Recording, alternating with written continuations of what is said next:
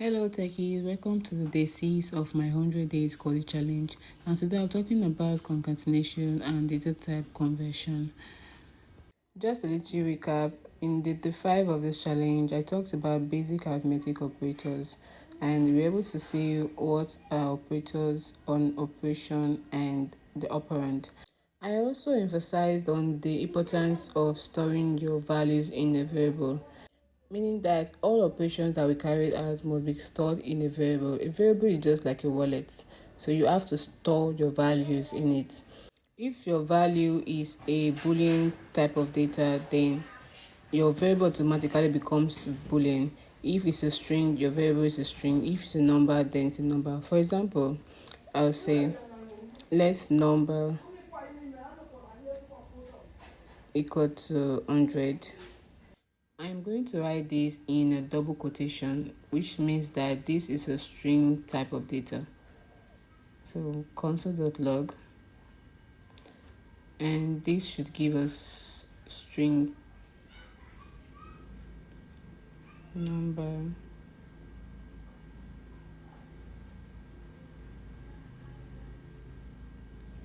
I'll go to my server, inspect. I'll go to my console. Okay, I'm not having anything. I think there's a mistake here. What's the right type of?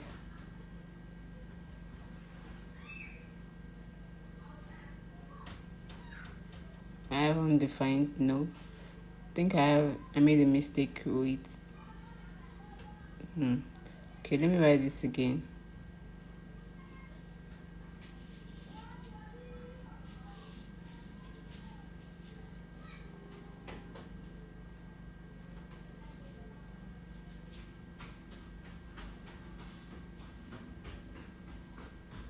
Still undefined. Okay, I'll just check the lowercase, uppercase stuff. Okay, I made a mistake with the spelling. And here we have a string. Now I've also made mention that whatever it is storing is what it will be. So if I change this to just a number without the quotation mark, it will be a number. And if I go back and say this is a boolean, you know what a boolean is, true, false, then it will also give us a boolean data type. And if I come back here and do not assign this to any value, it will give us undefined.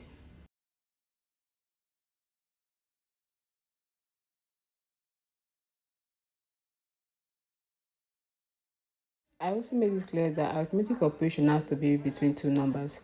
You can join numbers and strings together, but you cannot add them together. It's just like saying 100 plus Vicky. It will just give you 100 Vicky. It will not add, there's nothing that adding, there's just joining.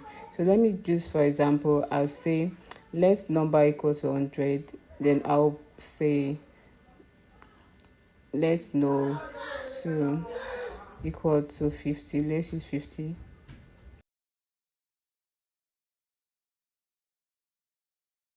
Now, first of all, let's use the plus operator to add these two variables together.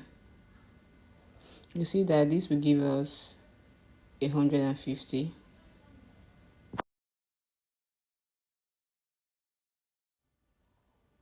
Now you see that we have 150 here as our new value. Now, instead of this whole stress, we want to call this variable. It's very difficult for us to be calling them one after the other. Instead, let's just create another variable, a new variable that will store the first two variables that we have created. So I'll name these numbers. This new variable will save us the stress of calling the first two variables that we created one after the other. So instead, we just store the first two variables in one. This is also like we are assigning. So console.log numbers. And yes, we also have 150. Now, let's see, when I said that we cannot add a string and a number together, I meant that you cannot add a string and a number together. For example, I'll put my 50 in a double quotation, double quotes.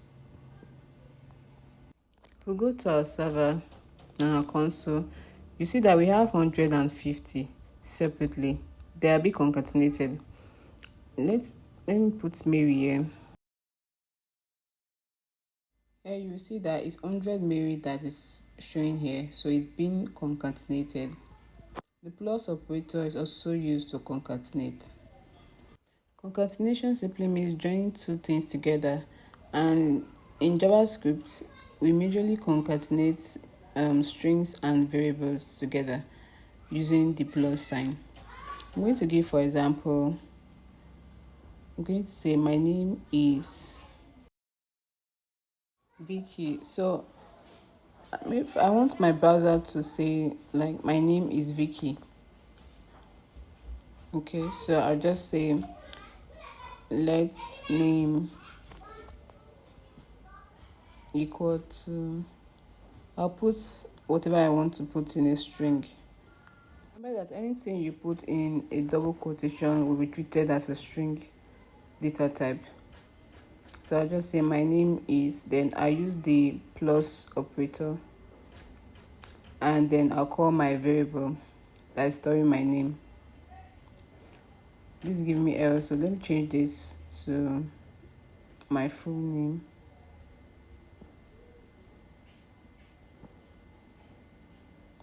My full name. Then I'll console.log my full name.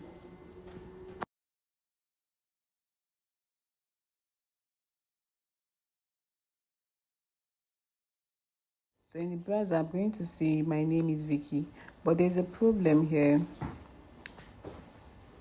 The Vicky, there's no space between is and Vicky. I'm going to create a space here using the double quotation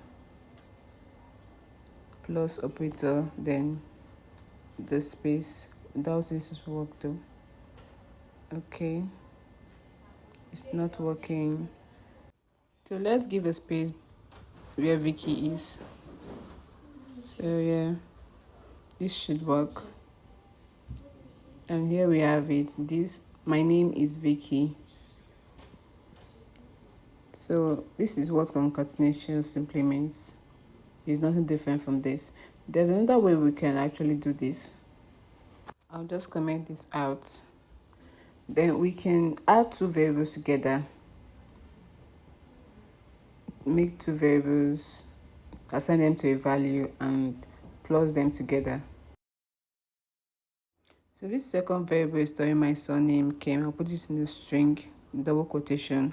Now all I have to do is to use the plus operator to add the first name, the first variable which is storing my name, and then the variable storing my surname. I use the plus operator to add them together, and then you see that it has been concatenated.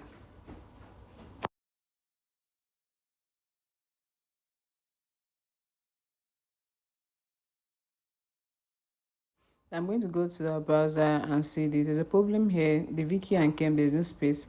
So I'll go to the second variable storing Kem and just give a space there. Okay. So now there's Vicky and Kem. Now this is what concatenation simply does. Joining two things together, joining two data type together, joining variables together. So this is all about concatenation. I'll just comment it here. The next thing I'm talking about is data type conversion. When we say data type conversion, we're talking about converting one data type to another. For example, we want to convert a number data type to a string data type. This is very important, especially when we collect data from our user as a string and we need it to be a number so we can calculate, but it comes back to us as a string. Then what we have to do is to convert it to a number type of data. For example, let's say a user types in their age and JavaScript treats it as a string data type. So what we have to do, let's put it here. For example, let age equal to 30. I will put the 30 in double quotes because anything in double quotes to JavaScript is a string data type. So I just come here and I'll console.log age.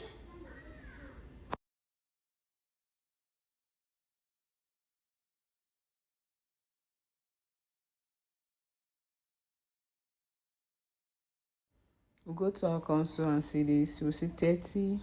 Yes, that's our 30 there. Now let's check the data type. We have said this over and over. So to give us string. We already know that the age is storing a string because it is being wrapped in a quote.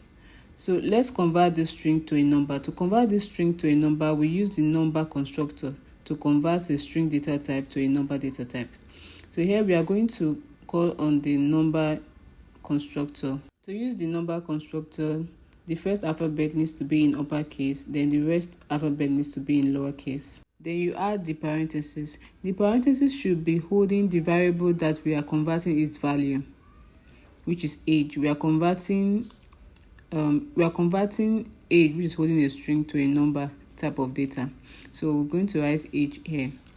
This will still be a string because we have not told age that it now has a new value. We have not reassigned a new value to age. Age is still holding 30. So right now what we are going to do is that we are going to reassign this new data type to age. I've talked about it in our previous class about reassignment, where you give a variable another value. You reassign a value to an already existing variable. Now we are going to just do this right here. We are going to say age equal to a number constructor that's holding age. So here we have number. So in cases where the user type in data and they are submitted as strings, the number constructor will help you to convert the strings to a number.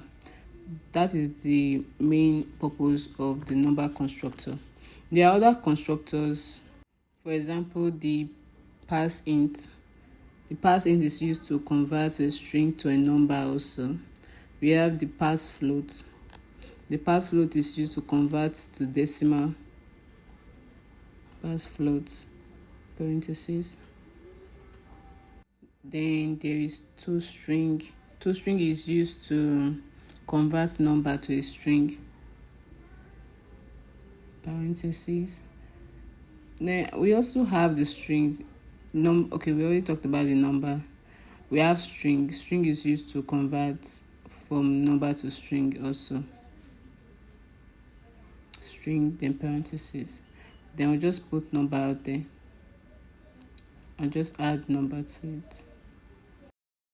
So this is how we convert from one data type to another, and the most commonly converted data types are numbers and strings. So that's all for today. See you in the next class. Bye.